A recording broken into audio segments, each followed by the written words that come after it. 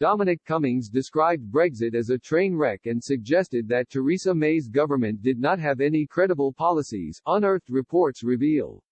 On Monday, the House of Commons voted on a controversial new bill published by the government. The UK is currently in a transition period that keeps it bound to the EU's rules until December 31. The two sides are trying to negotiate a new trade deal that would come into effect once this period ends, but talks have been characterized by perpetual deadlock. With the new internal market bill, the government is essentially seeking to prevent disruption to trade between the four nations of the UK if no deal is reached with the EU. Downing Street has described it as a vital legal safety net. However, the move has enraged the EU and prompted fresh rebellion within the Conservative Party. It is not clear whether Prime Minister Boris Johnson's chief advisor is behind the push for the bill.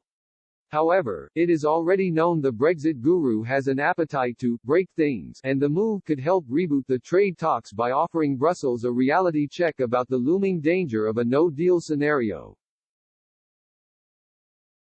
Mr. Johnson's strategy appears to be in stark contrast to that of his predecessor Mrs. May, which Mr. Cummings had previously described as a train wreck.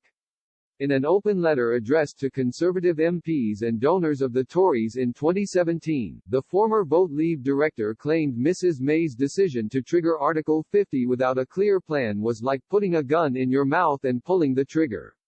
He claimed that the government's plan was to keep Britain in the EU in all but name, pointing out that preparations for life outside of the single market and customs union had not begun. He wrote, "The government's nominal policy, which it put in its manifesto and has repeated many times, is to leave the single market and customs union and the jurisdiction of the European Courts of Justice (ECJ).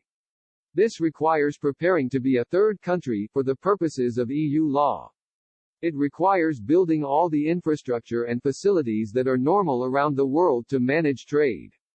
This process should have started before triggering A50, but the government has irretrievably botched this. Having botched it, it could have partially recovered its blunder by starting to do it afterwards." He added, "No such action has been taken. Downing Street, the Treasury, the Cabinet Office and the Cabinet have made no such preparations and there is no intention of starting."